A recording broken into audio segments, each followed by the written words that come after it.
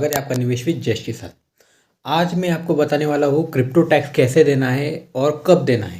बहुत ही सरल भाषा में। बहुत से लोग अभी भी कंफ्यूज हो गए कि हमें क्रिप्टो टैक्स कैसे देना है। ठीक है कि भाई गवर्नमेंट ने 30% टैक्स लगा दिए, यहाँ पे प्रॉब्लम आ रहा है इन्वेस्टर और ट्रेडर दोनों को ही। अब 30% जो टैक्स लगाई है वह हमें कब देना है और कैसे देना है। जैसे कि गवर्नमेंट कहती है कि अगर 100 रुपये भी प्रॉफिट हो तो 30 रुपीज़ गवर्नमेंट को देने पड़ेंगे, या समझ लीजिए 10 रुपये भी प्रॉफिट हो तो 3 रुपये गवर्नमेंट को देने ही पड़ेंगे। जो कि 30% का स्लैब है वो देना ही पड़ेगा। वो कब से देना पड़ेगा और क्यों देना पड़ेगा और हम कैसे दे सकते हैं, इसके बारे में ही आज का ये वीडियो है। तो सबसे पहले एक बात याद रखिएगा, ये जो टैक्स है ये जो शुरू होने वाला है वो होने वाला है 1 अप्रैल से। आज की जो डेट है वो है 1 मार्च।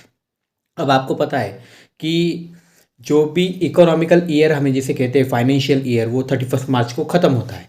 तो 1 अप्रैल से आपके ऊपर क्रिप्टो पे टैक्स लगेगा, या उसके साथ प्लस TDS भी लगेगा जो कि 1% का होगा। अगर आप समझिए 10,000 से कम लेते हैं, कोई क्रिप्टो करते 10,000 से कम रुपए की, तो उस पर शायद TDS ना लगे, पर 10,000 के ऊपर के अगर आप बाय करते या फिर सेल करते तो उस पर आपको 1% का TDS देना होगा।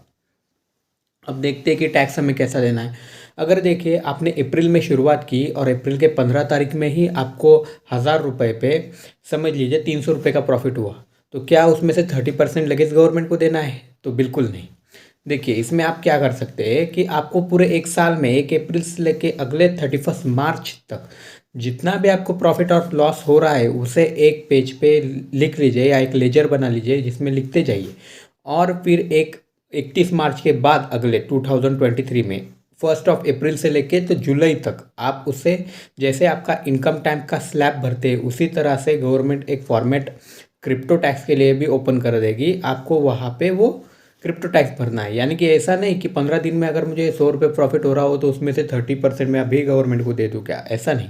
पूरे एक साल में जो आपको प्रॉफिट होगा जो भी, आप उसे क्रिप्टो टैक्स में भर दीजिएगा।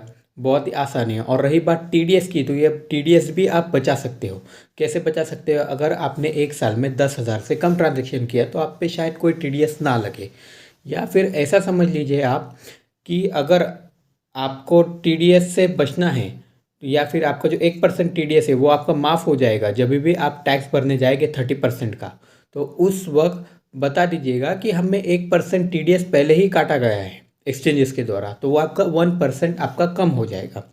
तो ऐसे तरह ओवरऑल पकड़ के हमें 30% का स्लैब देना है जो एक ईयर में हमारा पूरा प्रॉफिट होगा उस पर।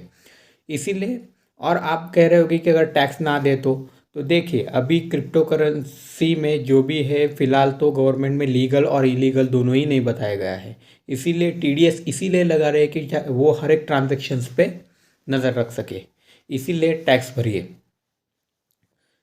और रही बात आगे फ्यूचर में, तो शायद ये टैक्सेस कम भी हो सकते हैं, पर फिलहाल तो ऐसा कोई गवर्नमेंट का इरादा नहीं है कि वो टैक्स कम करे 1 अप्रैल से। और हाँ, जो लोग सोच रहे होंगे कि हमारे पास अभी क्रिप्टो करेंसी है और वो प्रॉफिट में है तो वो क्या करे, तो देखिए अगर वो प्रॉफिट में है तो वो इस मार्च में 31 से पहले बेच के उसमें से प्रॉफिट बुक कर लीजिएगा ताकि आप उस टैक्स से बच सके।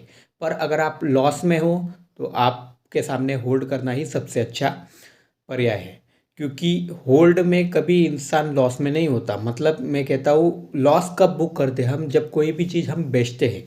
ठीक है, तो अगर आप लॉस में हो गए तो जब प्रॉफिट में आइए तब बेचिए और गवर्नमेंट को टैक्स दीजिए। और अभी आप अगर प्रॉफिटेबिलिटी में हो गए तो 31 मार्च से पहले अपना प्रॉफिट बुक कीजिएगा, जिससे आप हर कोई TDS या फिर गवर्नमेंट की 30% स्लैब के बाहर रह सकते हों।